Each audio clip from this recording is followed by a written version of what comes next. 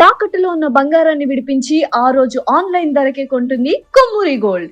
నమస్కారం అండి, సుమన్ టీవీకి స్వాగతం. నేను గీతాంజలి. ఇవాళ మనతో పాటు ఉన్న అతిథి డాక్టర్ కృష్ణమాచార్య గురువు గారు.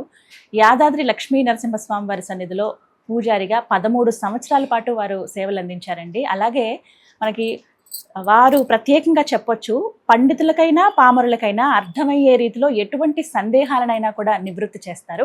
ఇంతేకాకుండా వారు విశ్రాంత ఆంధ్ర ఉపన్యాసకులు కూడా. ఎంత చక్కగా మాట్లాడతారో అందరికీ తెలిసిన విషయం. అయితే ఇవాళ చాలా మంది ఎన్నో సందేహాలు, ప్రశ్నలు అంటే కామెంట్స్ రూపంలో అడిగారు. వాటన్నిటికీ ఇవాళ గురువు గారి మాటల్లో మనం సమాధానాలు తెలుసుకుందాం. గురుగారు నమస్కారం అండి. జై జై విజయీ భవ విజయీ భవ, అన్ని విజయాలు చేకూరుగాక. ప్రేక్షకులు అడిగేటువంటి సందేహాల్లో చనిపోయినప్పుడు తెలిసిన వారు కావచ్చు, ఇంట్లో వారు ఎవరైనా సరే, ఆ పాడె మోయటం వల్ల అసలు ఎలాంటి అంటే ఏమైనా ఫలితం ఉంటుందా? అసలు ఎందుకు మోయాలి? కేవలం తెలిసిన వారు, తోబుట్టువులు, కుటుంబ సభ్యులు మాత్రమే మోయాలా? కొంతమంది మా ఫ్రెండ్ అండి, లేకపోతే మేము అతను రుణం తీర్చుకోవాలండి, మాకు తెలిసిన వ్యక్తి అండి, వాళ్ళు కూడా ఆఖరి నిమిషంలో వస్తారు. వారిని చూడడానికి వచ్చినప్పుడు పాడె మోస్తూ ఉంటారు. అలా అసలు మోయవచ్చా? అన్ని ప్రశ్నల కంటే ఇది చాలా గొప్పది, తెలుసుకోదగింది. మానవుడు పుట్టుట గిట్టుట. పుట్టినప్పుడేమో పండగ చేసుకుంటాం, అది 10 రోజులే. పుట్టిన దానికి మెటర్నిటీ హాస్పిటల్ అని అంటారు. దానికి సంస్కృతంలో సూతికా గృహం అని పేరు. ప్రసూతి చికిత్సాలయం అని ఉంటుంది. సూతికా గృహము అంటే సూతకము, దాని పేరులో సూతకం. మళ్ళీ పోయిన తర్వాత చివరికి సూతకమే. ఇది 10 రోజులు, అది 10 రోజులు. ఇదేమో పుట్టేటప్పుడు తాను ఏడుస్తూ పుడతాడు, తాను కవ్వు అని ఏడుస్తూ పుడతాడు. పోయేటప్పుడు తాను ఏడవడు, అందరిని ఏడిపిస్తాడు. మొత్తం చెడో మంచో ఇది. అయితే అనాథ ప్రేత సంస్కారి కోటి యజ్ఞ ఫలం భవేత్. ఒక్క యజ్ఞం కాదు, పాడె మొయ్యటంతో ఎంత ఫలితమో చెప్పలేము. అనాథ ప్రేత సంస్కారి కోటి యజ్ఞ ఫలం భవేత్. ఉదాహరణకు రాముడు, రామరాజ్యం రాముడు జటాయువు చేశాడు, పక్షికి చేశాడు, తండ్రికి చేయలే. తండ్రికి ఆ పుణ్యఫలం లభించలేదు దశరథుడికి, జటాయుకు లభించింది. లక్ష్మణ అన్నాడు, మొత్తం అన్ని ఇచ్చేసాడు, ఏర్పడితే కర్రలిగిన అన్ని ఏర్పడితే తను పో అన్నాడు. లే పక్షి, లే పాక్షి, లే పక్షి, ఓ పక్షి స్వర్గానికి వెళ్ళిపో, స్వర్గ మోక్షం ఇచ్చేశాడు. లే పాక్షి 2 అర్థాలు, లిప అక్షి లేప, అక్కడ ఇది ఉంది, కాటుక తయారవుతుంది. సరే, ఆ అర్థాలు వేరు కనుక అది చాలా శుభమైనది. కాకుంటే ఒక్కటే, ఇది 10 రోజులు, అది 10 రోజులు. అందుచేత దాంట్లో లోకంలో ఎంత ఆశ్చర్యం. ఒక్కొక్కసారి శవము ఎదురుగొస్తే శుభం, శవం తాకితే అశుభం. నక్క ఎదురుగొస్తే చెడు, నక్క తోక తొక్కితే లాభం. నక్క తోక తొక్కొచ్చాడంటారు, లాభం. లోకంలో పల్లెల్లో ఎంత సంస్కృతి ఉంది, ఎంత ఇది. నక్క తోకొచ్చాడు, అదే నక్క కూత వినపడింది అనుకో, అయిపోయిందిరా, ఏమో అయింది. లోకంలో ఏదైతే రేపు రాజో గీజో ఏదో చెడు వస్తుంది. మరి ఏంటి దీని అర్థాలు? ఇవన్నీ భావన బలం అంతే, మనం భావించటంలో గొప్పవి. నక్క కూతనేమో చెడు, నక్క తోకనేమో లాభమా? అదే కనుక చాలా శవం మాత్రం చాలా ఎప్పుడైతే లోపల జీవుడు వెళ్ళిపోతాడో ఇది ఆరాధ్యము, ఆరాధించదగినది. ఈ లోపల భగవంతుడు వదిలిపెట్టి వెళ్ళిపోతాడో ఇది ఆరాధించదగినది. ఈ ఆరాధన ఏ ఆరాధన? పితృదేవత ఆరాధన. దీనికి మంచి ప్రశ్న వేశారు. మళ్ళీ ఇది మొయ్యొచ్చా చేయొచ్చా అన్నారు. ఇదంతా ఇలా ఉంటే మళ్ళీ విమర్శలకు వస్తుంది కాబట్టి దాని అంతరాంతరాలకు వెళ్లకుండా ఉంటే, పెళ్లికి ముందు పెళ్లి పిల్లవాడు పితృదేవతలను పిలిచి ఇడహవాచనం అంటారు దాన్ని. ఆ 3 తరాలను పిలిచి, పితృదేవతలను పిలిచి, నేను పెళ్లి చేసుకుంటాను, నాకు మీ దీవెనలు ఇవ్వండి అని అఖండ జ్యోతి పెడతారు అక్కడ. పితృదేవతలు రోజు ఆ 3 రోజులు ఎన్నడూ అన్నం పెట్టినా పెట్టకుండా ఆ 3 రోజులు నైవేద్యం ఇంట్లో ఉంటుంది, పెళ్లి ఇంట్లో. మళ్ళీ ఇప్పుడు చెడందామా మంచి అందామా? పితృదేవతల ఆశీస్సులు బాగుంటే పిల్లలు బాగుంటారు. మళ్ళీ పిల్లలు బాగులేరు, ఇప్పుడు చెడిపోయినారు, ఇలా ఉంటుందండి ఈ కాలం వాళ్ళు అడుగుతారు. దీనికి కారణం సెల్ ఫోన్. తల్లులే సెల్ ఫోన్లు ఇస్తున్నారు పిల్లలకు ఆడుకోమని.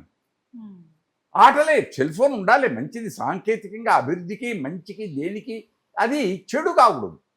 కనుక ఇది కూడా ఆ గొప్పది దైవ ఆరాధన, అది కూడా దైవ ఆరాధనని. అక్కడ కూడా వాద్యం ఉంటుంది, ఆ వాద్యం మళ్ళీ వేరే తీరు ఉంటుంది.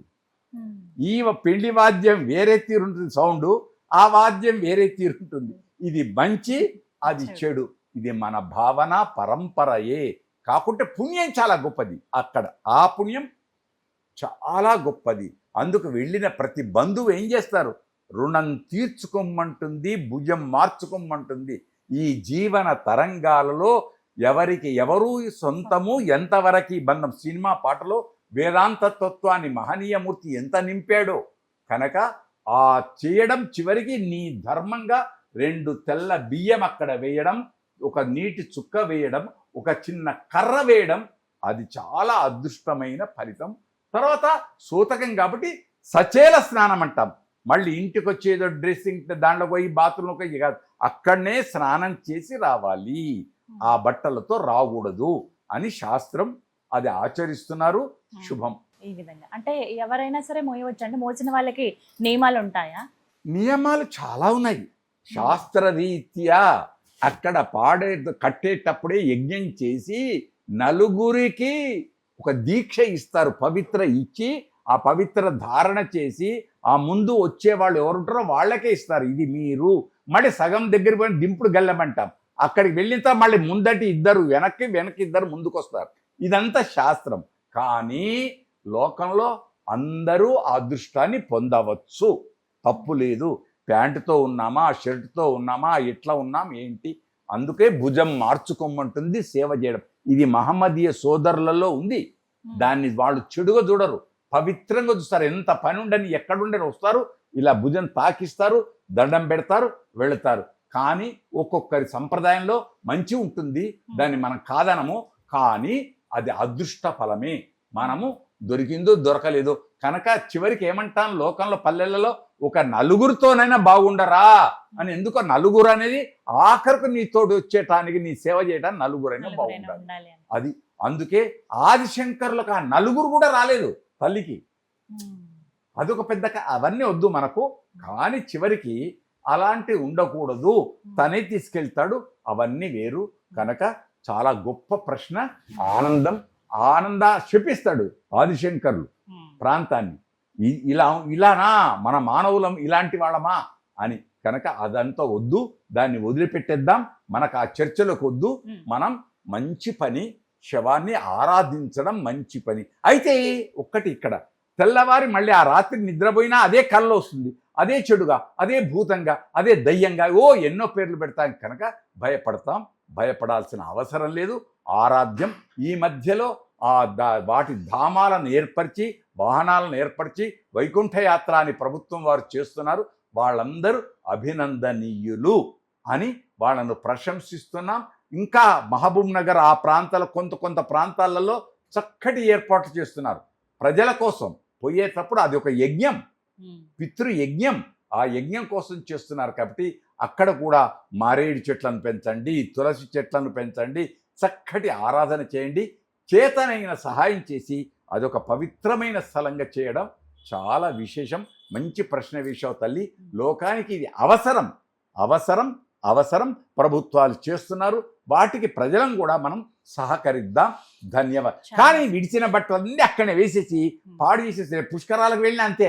పుష్కరాలకు వెళితే ఏం చేస్తాం, నన్ను మళ్ళీ తప్పు పట్టొద్దు, ఏమనుకోకూడదు. అయ్యప్ప సేవకని వెళతాం, మండల దీక్ష వెళతాం, రామేశ్వరం వెళతాం, సముద్ర స్నానం చేస్తాం, ఆ నల్లటి వస్త్రాలు అక్కడనే పడేస్తాం, మళ్ళీ వెళ్ళొస్తాం. కానీ అలా ఉంచకూడదు. హిమాలయాలు కూడా ఎవరెస్ట్ శిఖరానికి వెళుతున్నారు, అక్కడనే తాగినటువంటి ప్లాస్టిక్ సీసాలు అన్నీ వేసి కలుషితం చేస్తున్నాం.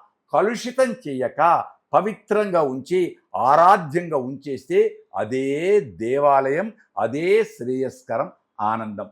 చక్కగా వివరించారండి. ధన్యవాదాలు. ధన్యవాద్.